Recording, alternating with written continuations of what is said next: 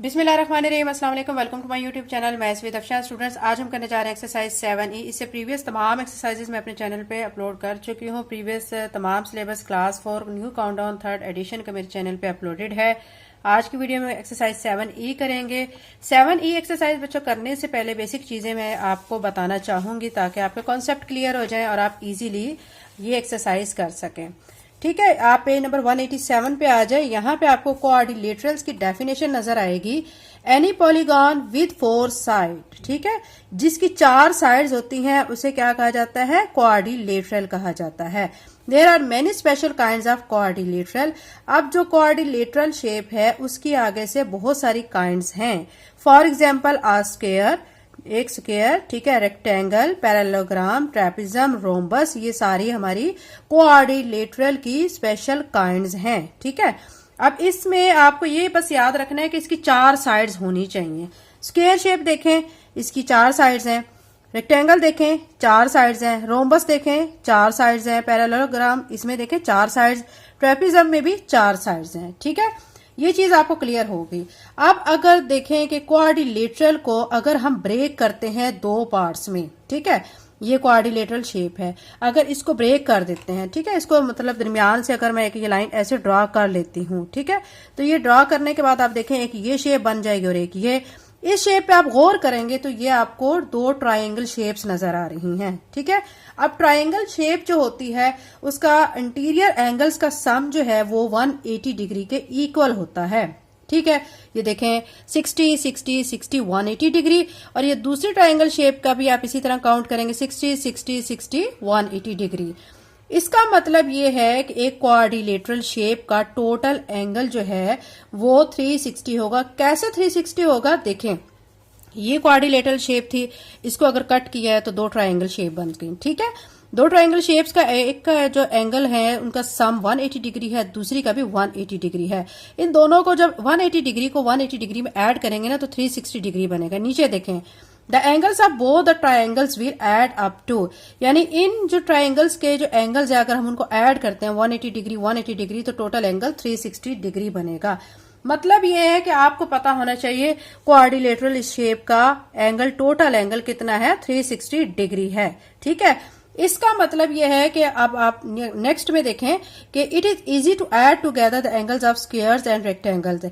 अगर shape angle है या आपकी शेप रेक्टेंगल है, ये देखें, ये एक अगर आपकी शेप जो है देखें स्क्वायर शेप दी गई है और एक रेक्टेंगल शेप दी गई है, उसमें क्या करना है कि ये जो स्क्वायर शेप है इसका और इसमें हर एक साइड का एंगल 90 डिग्री होगा। ये देखें, यहाँ पे भी 90, यहाँ पे 90, यहाँ पे 90, यहाँ पे 90, टोटल एंगल 360 डिग्री बन गया। यहाँ पे भी 90, यहाँ पे 90, यहाँ पे और यहाँ पे भी रेक्टेंगल शेप का एंगल कितना बन गया? टोटल 360 डिग्री बन गया। आपको ये सारी चीजें क्लियर हो गई होंगी। तो अब हम एक्सरसाइज की तरफ चलते हैं। अब आपके लिए एक्सरसाइज करना बहुत आसान हो जाएगा क्योंकि आपके बेसिक कॉन्सेप्ट क्लियर हो गए हैं। सबसे पहले देखिए question number 1, fill in the blanks. आपने खाली जगह को फिल करना है। A dash sided figure is called quadrilateral. एक ऐसी शेप या ऐसी फिगर जिसकी मतलब कितनी साइड्स हो उसको कोऑर्डिलेटरल कहा जाता है। ये मैं आपको अभी बता चुकी हूँ। कोऑर्डिलेटरल शेप जो होती है उसकी 4 साइडेड होती हैं। तो यहाँ पे आप क्या लिख लेंगे? 4। ये 4 बच्चों यहाँ पे ऑलरेडी लिखा हुआ है। ठीक है, नेक्स्ट में देखें, rhombus and trapezium are special types of. ये भी मैं आपको बता चुकी हूँ कि रोम्बस और ट्रेपिज्म वो स्पेशल काइंड्स किसकी हैं? कोऑर्डिलेटरल की हैं। ठीक है, ये अभी हमने पढ़ा है। तो यहाँ पे लिख लेते हैं कोऑर्डिलेटरल। ठीक है, नेक्स्ट में देखें, the angle between the sides of square. ये भी मैं आपको बता चुकी हूँ कि ये एक स्क्वायर शेप है। ठीक है, यहाँ पे आपके सामने स्क्वायर है तो इसमें हर साइड का एंगल जो है वो 90 डिग्री होगा। तो यहाँ पे क्या लिख देंगे? 90 degree. Opposite side of rectangle are dash and dash.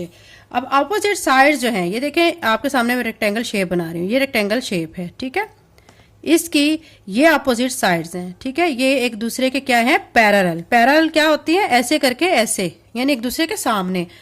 और क्या है? इक्वल भी हैं। आप देख सकते हैं कि ये इसके इक्वल है।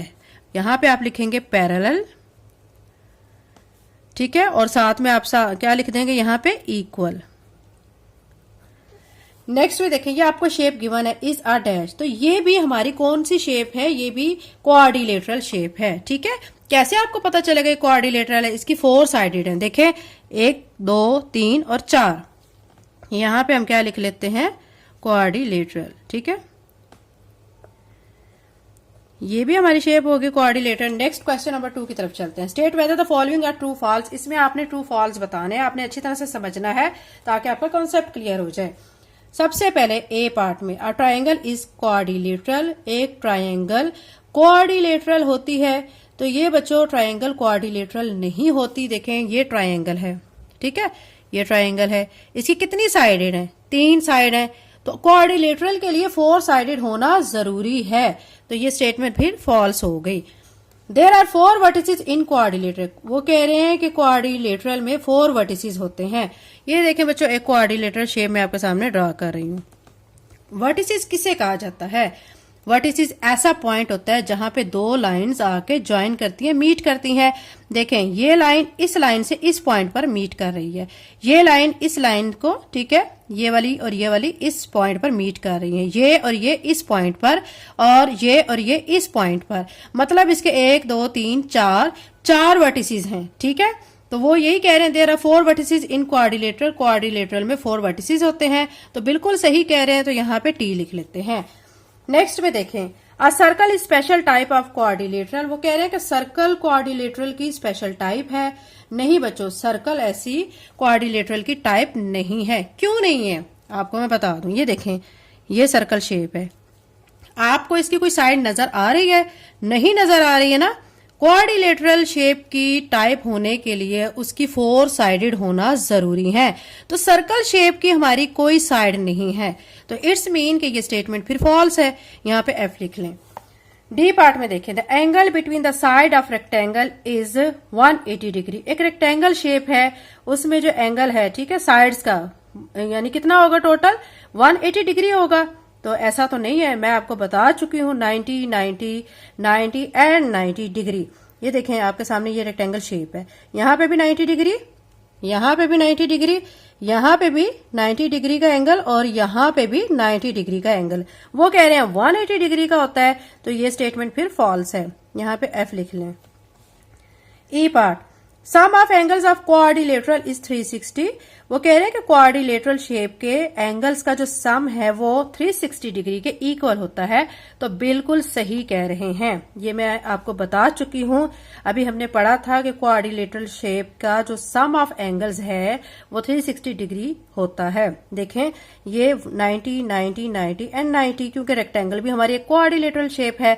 इसके आप एंगल्स को सम करें ना, 90 में 90 को ऐड करें 180, 180 में 90 को ऐड करेंगे 270, 270 में 90 को ऐड करेंगे तो 360 डिग्री बनेगा। तो ये स्टेटमेंट फिर क्या हुई, ट्रू, और यहाँ पे टी लिख लेते हैं। क्वेश्चन 2 कंप्लीट हो चुका है। क्वेश्चन नंबर 3 करते हैं। क्वेश्चन नंबर 3 में देखें, select the correct answer from the given option. आपने सही आंसर को सिलेक्ट करना है। सबसे पहले, a circle can not be quadrilateral because it has, वो कह रहे हैं एक सर्कल क्वाड्रिलेटरल नहीं होता। क्यों नहीं होता, क्योंकि नंबर 1 पे कह रहे हैं कि 3 साइड्स, बी पे कह रहे हैं नो साइड्स, सी पे कह रहे हैं 4 साइड्स, डी पे कह रहे हैं 2 साइड्स। मैं आपको बच्चों बता चुकी हूँ कि सर्कल जो होता है उसकी कोई साइड नहीं होती। ठीक है, क्वाड्रिलेटरल होने के लिए 4 साइडेड होना जरूरी है। तो यहाँ पे फिर क्या हमारी कौन सी स्टेटमेंट फिर दुरुस्त होगी, नो साइड्स, क्योंकि सर्कल तभी क्वाड्रिलेटरल नहीं है क्योंकि उसकी कोई साइड नहीं है। तो यहाँ पे बी को टिक लगा लेते हैं। बी पार्ट में देखें, इन अ 4 साइडेड शेप, एक शेप जिसकी 4 साइडेड है, if opposite sides are equal and sides make an angle of 90 degree then shape is. ये मैं आपको बता चुकी हूँ बच्चों कि अगर एक ऐसी शेप है जो 4 साइडेड शेप है, उसकी ऑपोजिट साइड्स इक्वल होती हैं और उसकी हर साइड जो है वो 90 डिग्री का एंगल बनाती है। देखें ये आपके सामने मैं एक रेक्टेंगल शेप बना रही हूँ, ठीक है, ऑपोजिट साइड ये देखें, ये इसके ऑपोजिट है, ये वाली साइड इसके ऑपोजिट है, तो ये इनमें कितने का एंगल बन रहा है, 90 डिग्री का एंगल बन रहा है। तो ये शेप कौन सी है, रेक्टेंगल शेप है। तो अब इसमें देखें आपको कहा गया ऑप्शन में ट्राइंगल, बी पे कहा गया रोम्बस, सी पे कहा गया रेक्टेंगल, डी पे कहा गया हाफ सर्कल। तो ये तो बच्चों रेक्टेंगल शेप है ना, जिसके अंदर 4 साइडेड शेप भी है ये, और इसमें ऑपोजिट साइड्स के जो एंगल हैं ठीक है, वो कितने बन रहे हैं, 90 डिग्री के बन रहे हैं। तो ये हम सी पर टिक लगाते हैं।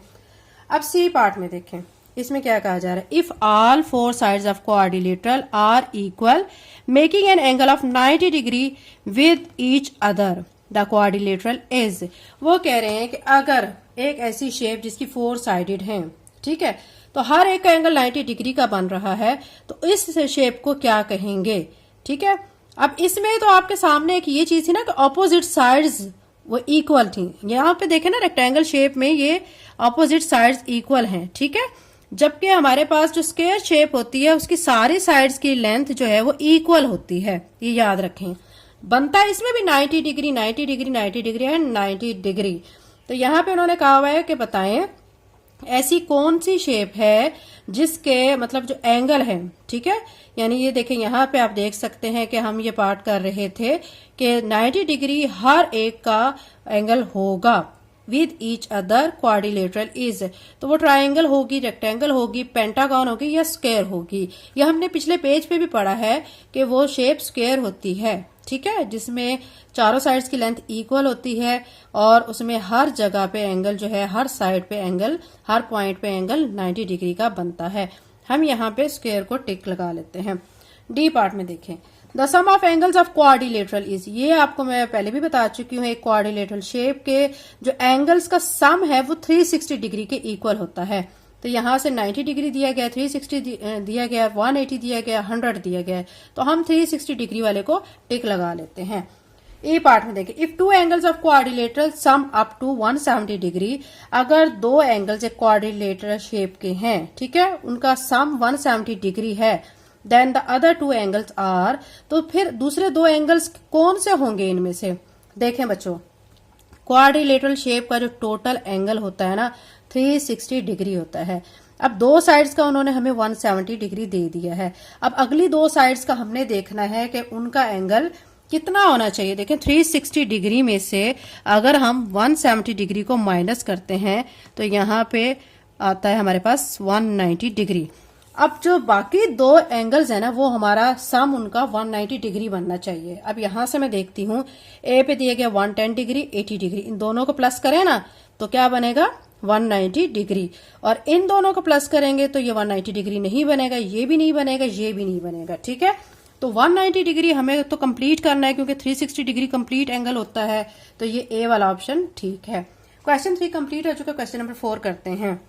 क्वेश्चन 4 देखें, draw a rectangle with the following sides using a protractor. आपने कौन सी शेप ड्रॉ करनी है, रेक्टेंगल शेप ड्रॉ करनी है। किसकी मदद से करनी है, प्रोटेक्टर की मदद से। इसके दो पार्ट्स हैं, ठीक है, हम दोनों पार्ट्स को कर लेते हैं। एक्सरसाइज 7E का क्वेश्चन नंबर 4 का ए पार्ट है 10 सेंटीमीटर एंड 6.2 सेंटीमीटर। ये हमें लेंथ दी गई है। ठीक है, अब हम क्या करेंगे, हम 10 सेंटीमीटर की एक लाइन ड्रॉ कर लेते हैं। तो ये मैं आपके सामने स्केल की मदद से 10 सेंटीमीटर की एक लाइन ड्रॉ कर लेती हूँ।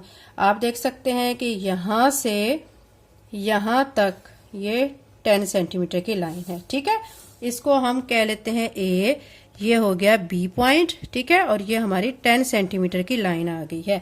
अब क्या करेंगे, प्रोटेक्टर की मदद से हमने इसमें देखना है। आपको मैं बता चुकी हूँ जो हमारी रेक्टेंगल शेप होती है उसमें 90 डिग्री का एंगल बनता है। ठीक है, यहां से देखें, मैं इसको प्रोटेक्टर के इसके इस पॉइंट पर रखती हूँ, ये सामने देखेंगे 90 डिग्री बन रहा है, तो यहाँ पे मैं एक पॉइंट लगा लेती हूँ। ठीक है, इधर भी आप ऐसे ही काम करेंगे। ये प्रोटेक्टर को इस तरह रखा और यहाँ पे आपने ये सामने देखे 90 डिग्री बन रहा है, तो यहाँ पे आप एक पॉइंट लगा लेंगे। अब आप जरा इस पॉइंट से इस पॉइंट तक का डिस्टेंस नोट करें, क्या बनता है। ये तो 5 बन रहा है, हमें जो लाइन बनानी है ना यहाँ पे 6.2 सेंटीमीटर की बनानी है। ठीक है, तो अब मैं क्या करूंगी कि मैं इसको स्केल को थोड़ा और ऊपर करूंगी और यहाँ से जब तक 6.2 हमारा कंप्लीट नहीं आता तो हम वहां तक लाइन को ड्रॉ कर लेंगे। ये जो पॉइंट है ना, इस पॉइंट को हम क्या कह लेंगे, सी कह लेंगे, और दूसरे पॉइंट को हम डी कह लेंगे। अब क्या करेंगे कि बच्चों की ये देखिए, अब यहाँ से 0 से 6.2 की मैंने यहाँ पे लाइन ड्रॉ कर ली है। यही काम हम यहाँ पे करेंगे। ये देखें, यहां से हमारी ये बन रही है 6.2, ये लाइन यहां पे भी ड्रॉ कर ली है। अब क्या करेंगे, इसको सी पॉइंट कह लेते हैं, इसको डी पॉइंट कह लेते हैं। अब इन दोनों पॉइंट्स को हम क्या कर देंगे, आपस में ज्वाइन कर देंगे, ये सी को डी के साथ मैच कर देंगे। ये आपकी रेक्टेंगल शेप बन चुकी है। ठीक है, यही आपने बनानी थी। अब बच्चों आप ये बना चुके तो उसके बाद आपने फिर स्टेप्स ऑफ कंस्ट्रक्शन भी लिखने होते हैं। ये मैं यहाँ पे लिख चुकी हूँ क्योंकि वीडियो फिर बहुत ज्यादा लेंथी हो जाती है। तो अभी इसके स्टेप्स ऑफ कंस्ट्रक्शन आप अच्छी तरह से समझ लें। फर्स्ट स्टेप में आपने लिखना है draw a measurement A B is equal to 10 centimetre, यानी आपने ए बी लाइन ड्रा की 10 सेंटीमीटर की। ठीक है। दूसरा, यूजिंग प्रोटेक्टर, यानी प्रोटेक्टर को यूज करते हुए आपने एक राइट एंगल बनाया। राइट एंगल बच्चों 90 डिग्री को कहा जाता है, एट बी पॉइंट पर भी और ए पॉइंट पर भी। फिर आपने क्या किया है, थर्ड पे देखें, mark 2 point C and D, दोनों पॉइंट्स को सी और डी का नाम दे दिया और दोनों की लेंथ कितनी थी, 6.2 हमने मेजर कर ली थी।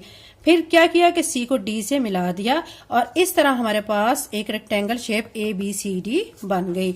अब ये जो शेप बनाई है ना बच्चों, इसमें थोड़ी से आप यहाँ पे लेंथ भी मेंशन कर दें। ये हमारी आ जाएगी 6.2 सेंटीमीटर, ये भी हमारी 6.2 सेंटीमीटर और ये हमारी जो है इसकी लेंथ कितनी होगी, 10 सेंटीमीटर। देखें, इसकी और इसके इक्वल और इसकी और इसके इक्वल होगी।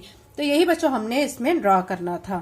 क्वेश्चन 4 का बी पार्ट, इसमें हमें क्या करना है कि हमें 9.5 सेंटीमीटर 4.8 सेंटीमीटर दिया गया, इसकी मदद से हम काम करेंगे। क्या करेंगे, स्केल की मदद से पहले हम 9.5 सेंटीमीटर की लाइन ड्रॉ कर लेते हैं। ये मैं आपके सामने 9.5 सेंटीमीटर की लाइन ड्रॉ करती हूँ। ये 0 से स्टार्ट किया है, ठीक है, यहाँ पे रख लेते हैं। 0 से स्टार्ट करके ये 9 आ गया है और यहाँ तक 9.5 सेंटीमीटर की लाइन ड्रॉ कर ली है। ठीक है, अब क्या करेंगे, प्रोटेक्टर को लेके इसके ऊपर ऐसे ओरिजिन के ऊपर बिल्कुल रखेंगे, 90 डिग्री को देखेंगे, ये है 90 डिग्री। यहाँ पे भी हम यही काम करेंगे, प्रोटेक्टर को रख के यहाँ पे देखा 90 डिग्री। ठीक है, उसके बाद अब हमने मेजर करना है कि इसकी लेंथ कितनी है। तो ये लेंथ बन रही है, कितनी बन रही है आप देख सकते हैं, ये 5 बन रही है, 5 से भी थोड़ी सी अबव। हमें तो 4.8 सेंटीमीटर की यहाँ पे बनानी है। फिर क्या करेंगे कि हम जो लाइन ड्रॉ करेंगे ना वो थोड़ी उससे कम करेंगे। देखें, अब ये जो पॉइंट है ना, हमने जरूरी नहीं होता कि इसी पॉइंट तक लाइन को ड्रॉ करना होता है। हमने अकॉर्डिंग टू जो हमारी ये इधर दी गई होती है ना साइड की लेंथ, उसको भी पूरा हमने फोकस करना होता है। अब 4.8 करने के लिए मैं क्या करूंगी कि यहां से इसको, ठीक है, ये आप 4 काउंट करेंगे, पहले यहां स्केल रखेंगे, ये आ रहा है 5 6 7 8, ये आ गया। ठीक है, यहां से आप इस लाइन को ड्रॉ कर लेंगे। यहाँ पे भी यही काम करेंगे, 4.8 को मेजर करेंगे और लाइन को ड्रॉ कर लेंगे। ये 4.8 यहाँ पे भी मेजर कर ली है। ठीक है, अब ये जो हमारा था ना, ये 9.5 सेंटीमीटर की लाइन हमने ड्रॉ की है, इसको ए पॉइंट कहा है, इसको बी कहा है और ये हमारा सी पॉइंट, ये हमारा डी पॉइंट। अब क्या करेंगे, इस लाइन को इसके साथ पॉइंट को इससे ज्वाइन कर देंगे। ये हमने ज्वाइन कर लिया है। ठीक है, उसके बाद हम क्या करेंगे, इनको लेंथ यहाँ पे मेंशन कर देते हैं। यहाँ 9.5 सेंटीमीटर थी, ये भी 9.5 सेंटीमीटर है। ये जो विड्थ है, इसको ब्रेथ भी बोला जाता है, 4.8 सेंटीमीटर की है और यहाँ पे भी 4.8 सेंटीमीटर है। ठीक है, ये हमारी होगी रेक्टेंगल शेप। अब क्या करेंगे, स्टेप्स ऑफ कंस्ट्रक्शन लिख लेते हैं। इसमें भी आपने क्या करना है, ड्रॉ ए बी 9.5 सेंटीमीटर। फिर आपने क्या किया, यूजिंग प्रोटेक्टर का यूज करते हुए ड्रॉ राइट एंगल, आपने यानी 90 डिग्री का एंगल बनाया ए एंड बी पॉइंट पर। ठीक है, अब आप क्या करेंगे, मार्क सी एंड डी, यानी सी और डी आपने 4.8 सेंटीमीटर का बना लिया। फिर आपने सी को डी से ज्वाइन कर दिया है और आपकी एक रेक्टेंगल बन चुकी है ए बी सी डी। तो यही बच्चों हमारे क्वेश्चन नंबर 4 में था। क्वेश्चन नंबर 5 करते हैं। एक्सरसाइज 7E का क्वेश्चन नंबर 5 है, draw square using set square with the given sides. आपको बच्चों ये आपको दी गई है एक साइड की लेंथ, ठीक है, आपने इसकी मदद से स्क्वायर बनाना है और साथ में सेट स्क्वायर को यूज करना है। इसके 2 पार्ट्स हैं, दोनों पार्ट्स को 1 बाय 1 सॉल्व करते हैं। क्वेश्चन नंबर 5 में ए पार्ट में हमने 5 सेंटीमीटर के एक स्क्वायर ड्रॉ करनी है। मैं क्या करूंगी, स्केल की मदद से 5 सेंटीमीटर की एक लाइन ड्रॉ कर लेती हूँ। ये मैंने स्केल रखा है, ये हमारे 5 सेंटीमीटर की लाइन। ठीक है, जब आप ये लाइन ड्रॉ कर लेंगे, फिर आपने वो कह रहे हैं कि सेट स्क्वायर को आपने यूज करना है। सेट स्क्वायर को यूज करते हुए हम 5 सेंटीमीटर की दूसरी लाइन को भी ड्रॉ करेंगे। ठीक है, तो ये यहाँ पे मैं रखूंगी इसको, सेट स्क्वायर को, और यहाँ पे रखते हुए ये, ठीक है, यहाँ से यहाँ तक एक लाइन हम 5 सेंटीमीटर की ड्रॉ कर लेते हैं। ये आप देख सकते हैं, ये 5 है, अब हम क्या करेंगे, यहाँ से यहाँ तक एक लाइन ड्रॉ कर लेते हैं। ये हमने एक लाइन ड्रॉ कर ली है। अब इसी तरह यहाँ पे भी काम करेंगे। यहाँ पे भी हमने यही करना है कि हमने 5 सेंटीमीटर की लाइन को ड्रॉ करना है। तो ड्रॉ करने के लिए बच्चों आप यहाँ पे भी क्या करेंगे, आप मेंशन करेंगे कि ये देखें आप यहाँ पे 5 आ रहा है, ये 5 आ रहा है, ठीक है। तो यहाँ से आप स्टार्ट करेंगे, ये आपकी 5 सेंटीमीटर की लाइन यहाँ पे भी ड्रॉ हो गई। फिर क्या करेंगे, दोनों लाइंस को आपस में ज्वाइन कर देंगे। आप क्या करेंगे कि इनको नेमिंग दे लेंगे। ये हमारे ए है, ये बी है, ये सी है, ये डी है। ये हमारी एक स्क्वायर शेप बन चुकी है, ठीक है।